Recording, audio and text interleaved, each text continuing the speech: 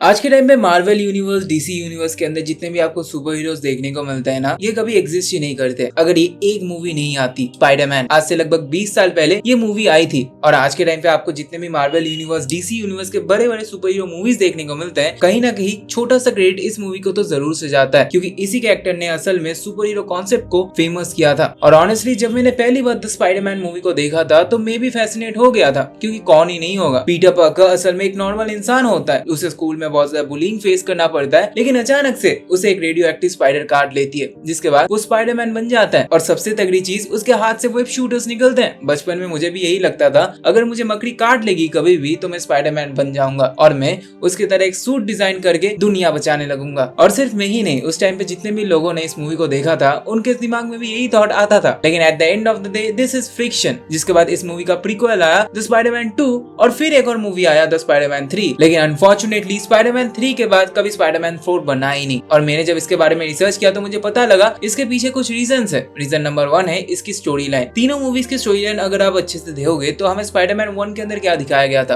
Peter Parker को कैसे powers मिलती है और कैसे ग्रीन गॉब्लिन अपने मेंटल प्रॉब्लम्स की वजह से उसका एनिमी बन जाता है। फिर पार्ट 2 आता है। पार्ट 2 के अंदर हमें पीटर पार्कर की डेली लाइफ प्रॉब्लम्स को और भी अच्छे से समझाई जाती है, दिखाई जाती है, प्लस हमें डॉक्टर ऑक्टोपस को और भी अच्छे से दिखाया जाता है, जहाँ पे हम लास्ट में डॉक्टर ऑक्टोपस से ही प्यार करने लगे थे। जहाँ पे सब कुछ अच्छा लग रहा था, लोगों को ये मूवी बहुत ही ज्यादा पसंद आई थी। इस वजह से इस मूवी ने बहुत अच्छा बॉक्स ऑफिस में कमाया था। और फिर आती है स्पाइडरमैन 3 और लोगों की एक्सपेक्टेशन इस मूवी को लेके लिटरली आसमान तक पहुंच चुकी थी। लोग ये सोच रहे थे कि इसके अंदर बहुत ही ज्यादा एक्स्ट्राऑर्डिनरी चीज दिखाई जाए, और डायरेक्टर ने भी यही सोचा कि हम इस मूवी के अंदर बहुत सारी चीजें दिखाएंगे जिसे देख के लोग बहुत ज्यादा फैसिनेट हो जाएंगे। और यही में बहुत बड़ी गलती हो गई। अगर आप आज ही स्पाइडरमैन 3 को देखोगे तो आपको ऐसा लगेगा कि इस मूवी को लिटरली 5-6 पार्ट्स में डिवाइड किया जा सकता है। अगर मैं आपको गिनाऊं तो इस मूवी के अंदर पहली बात तो हमें वेनम का कॉन्सेप्ट दिखाया जाता है, दूसरी बात हमें सैंडमैन का कॉन्सेप्ट दिखाया जाता है, तीसरे में हमें हैरी ऑसबॉर्न और उसका रिडेम्पशन दिखाया जाता है, चौथे में हमें पीटर पार्कर की डेली लाइफ प्रॉब्लम्स दिखाई जाती है। सो अगर आप देखोगे तो इनके ऊपर सेपरेट मूवीज बनाई जा सकती थी, लेकिन इन्होंने क्या किया, सब कुछ कॉम्पैक्ट करके एक ही मूवी के अंदर दिखा दिया, जिस वजह से इस मूवी के अंदर वो हाइप कभी फील ही नहीं होती है जो हमें स्पाइडरमैन 2 के अंदर फील होता है। सब कुछ बहुत ज्यादा रश्ड आउट लगता है, जिस वजह से लोगों ने इस मूवी को बहुत ज्यादा क्रिटिसाइज किया। और यहीं पे लोगों ने डायरेक्टर को फीडबैक दिया कि हमें स्पाइडरमैन की डेली लाइफ प्रॉब्लम्स को और भी अच्छे से जानना है, क्योंकि ऑब्वियसली लोग स्पाइडरमैन से ज्यादा पीटर पार्कर को प्यार करते हैं। और इसीलिए इसका director Sam ramie press conference में आके ये बोलते हैं, जब तक मैं एक बहुत ही तगड़ी स्क्रिप्ट नहीं लिख देता स्पाइडरमैन 4 नहीं आएगी। और यही रीजन नंबर 2 है। सैम राइटर स्पाइडरमैन 4 की स्क्रिप्ट बहुत ही ज्यादा परफेक्ट बनाना चाहते थे।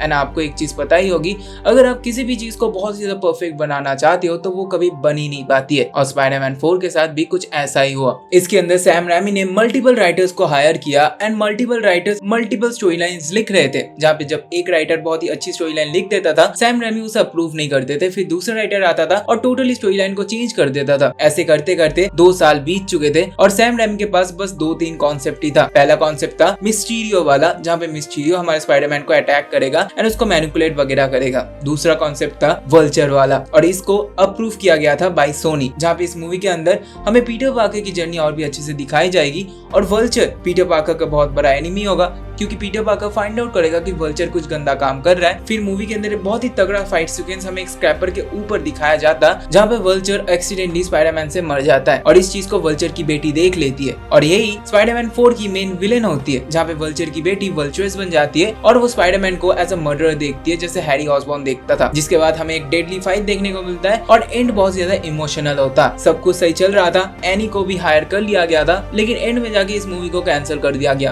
क्यों पता है? क्योंकि इसके जो डायरेक्टर थे सैम रैमी, उन्होंने इस मूवी फ्रेंचाइजी से एग्जिट कर लिया। एंड ये बहुत ज्यादा शॉकिंग है। इसके पीछे क्या रीजन था किसी को नहीं पता है। रूमर्स ये आ रहे थे कि डेडलाइन की वजह से सैम रैमी का स्टोरी लाइन उतना ज्यादा परफेक्ट नहीं था और सोनी को जल्दी से जल्दी एक मूवी बनाना था, क्योंकि अगर वो मूवी नहीं बनाएंगे तो स्पाइडरमैन की राइट्स फिर से मार्वल के पास चली जाएगी। और यहीं पे इसका रीजन नंबर 3 आता है, सोनी का ईगो। जब सैम रैमी ने ऑफिशियली ये बोल दिया कि मैं स्पाइडरमैन 4 को डायरेक्ट नहीं करूंगा, तो अगर सोनी की जगह आप होते तो आप क्या करते? आप सैम रैमी को फिर से बुलाते, उसको बहुत ज्यादा पैसे ऑफर करते और उससे हाथ जोड़ते कि भाई तू इस फ्रेंचाइजी को बचा। लेकिन उन्होंने क्या किया पता है? उन्होंने स्पाइडरमैन फ्रेंचाइजी को ही दी एंड कर दिया। It's like Sony doesn't give a fuck about Spiderman, they only care about rights and money. जिसके बाद सोनी इसको ऑफिशियली अनाउंस कर देता है कि स्पाइडरमैन 4 कभी रिलीज नहीं होने वाली है, जो ऑफिशियली 2011 में रिलीज होने वाली थी। सोनी ये बोलता है कि हम टोटल फ्रेंचाइजी को रिबूट करेंगे और यहीं पे एंड्रू गारफील्ड आता है एज द अमेजिंग स्पाइडरमैन। और ऑनेस्टली अगर मैं कहूँ तो ये बिल्कुल भी बुरा नहीं था। एंड्रू गारफील्ड की जो स्पाइडरमैन थी वो one of the most aesthetic peak Spiderman में से एक थी। आज भी अगर आप इस मूवी को देखोगे तो इसके विजुअल सच में अमेजिंग थे, लेकिन आप इसका बैक साइड अगर देखोगे तो सोनी ने अपने हाथों से टोबी मैगवायर का कैरियर खा लिया। टोबी मैगवायर को आज अगर देखते हो तो आपको स्पाइडरमैन की ही याद आएगी। बंदे का लिटरली कैरियर स्पाइडरमैन ने बनाया था और सोनी ने स्पाइडरमैन को खत्म करते हुए इसका कैरियर भी खा लिया, जिसके बाद एंड्रू गारफील्ड को भी 2 मूवीज के बाद हटा दिया गया और इसका रीजन बहुत ही ज्यादा घटिया है। सोनी के सीईओ द अमेजिंग स्पाइडरमैन 3 का अनाउंसमेंट करने वाले थे with Andrew Garfield in Brazil, लेकिन एंड मोमेंट पे एंड्रू गारफील्ड स्टेज के ऊपर पहुंच नहीं पाते क्योंकि वो बहुत ज्यादा बीमार हो जाता है और इस रीजन की वजह से सोनी के सीईओ का ईगो इतना गंदे तरीके से हर्ट हो जाता है कि उन्होंने एंड्रू गारफील्ड को ही हटा दिया जस्ट लाइक टोबी मैगवायर, जिसके बाद सोनी ने मार्वल के साथ डील किया